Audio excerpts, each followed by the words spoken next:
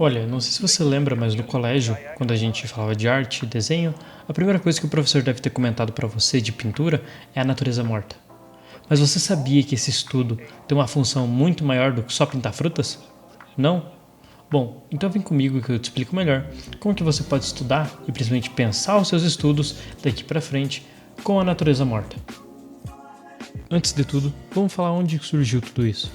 Como muito bem fala a Lusca em um workbox antigo aqui no canal da Revo, a natureza morta se divide em dois tipos, sendo um conceito de pintura bem antigo surgindo na Holanda no século XVII. Esse tipo de pintura começou com a representação iconoclasta, já que um cara chamado Martinho Lutero foi lá na Igreja Católica reclamar de como que eles estavam regendo a fé. Então, separando e removendo as representações religiosas dos santos e principalmente o princípio de salvação pela indulgência, que era meio que pagar para se redimir dos pecados. Então, no caso dos Países Baixos, não era mais possível pintar santos, que era a principal fonte de renda, tanto porque a Igreja Católica e a fé eram o centro de foco dessas pinturas.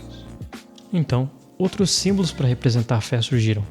Nesse caso, nos Países Baixos, as frutas falavam sobre a fartura e justamente o amor e carinho de Deus por você ter essas riquezas. Só que na Itália, outro movimento estava acontecendo, mas representando a mesma coisa, com outros objetivos, por assim dizer. Porque enquanto o barroco olhava para as frutas e para a representação dos fundos escuros, era justamente para trazer a ideia e a lembrança de que se é mortal. Algo que até mesmo o Caravaggio estava lá falando também, que você vai morrer. E não é para esquecer disso. Mas calma, tá? A gente não tá aqui para falar sobre morte nem representação religiosa na pintura, mas para falar sim como que isso pode te ajudar a pintar melhor. Então pensa comigo, como que a natureza morta pode te ajudar? As representações, sejam outras pinturas ou fotos, sempre vão ter o contraste de claro e escuro, com a fonte de luz definida e com o fundo de uma cor chapada, permitindo você focar só no objeto específico.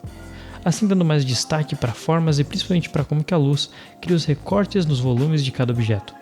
E como muitas são frutas, eles podem ser resumidos em formas simples, permitindo o estudo tanto do material quanto da representação daquele objeto. E justamente para isso que eu fui pintar um pouco, até porque esse é um tipo de estudo de fundamentos, tanto de perspectiva, tanto do estudo de observação, quanto de pintura, fazendo com que você pense mais sobre a sombra refletida, a sombra de oclusão, os highlights, a cor base do objeto e principalmente sobre como a teoria da cor se aplica para criar uma imagem mais interessante aos olhos. Então, como que eu fiz para realizar os meus estudos por aqui? Primeiro definindo formas básicas. Uma laranja não é uma laranja, é uma esfera. E o ramo da árvore que ela foi colhida, eu posso ver como um retângulo. E a folha que sobrou da árvore, justamente um pentágono, que parece muito num formato de um olho, eu acho. Bom, talvez aqui eu esteja analisando isso demais. Depois disso eu gosto de começar a pintura pelo fundo, diferenciando a parede e definindo as cores bases de cada objeto. Mas faz assim, deixe os efeitos de luz e sombra para quando a forma já estiver melhor definida. Aqui eu gosto também de fazer o mesmo processo de pintura do cenário, pintando primeiro o que viria do fundo, fazendo as sombras primeiro e destacando melhor o contato desse objeto com os outros objetos em cena e principalmente com o ambiente, para que esse funcionamento da onde que ele está alocado seja mais realista de acordo com a perspectiva, contornando justamente o objeto. Assim meio que você envelopando a forma e descrevendo como que ela realmente funciona nesse espaço.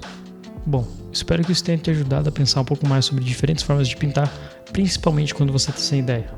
Até porque essa é uma forma simples e muito boa para tu começar a estudar e buscar novas formas de produzir, tanto avançando, fazendo cenários e estudos de plein air, ou se não, estudando grandes mestres, porque isso vai te dar espaço, tanto para ter confiança para pintar mais, quanto para evoluir o seu estudo de observação, facilitando para projetos e para estudos futuros que funcionem da mesma forma, tipo gestual, pinturas em museus, sketch rápido com os amigos, ou só para aquecer antes daquele trabalho que pode ser um pouco complicado. Essa é uma dica simples de um estudo rápido e que pode te fazer evoluir e muito trabalhando e pensando de uma forma mais simples e direta.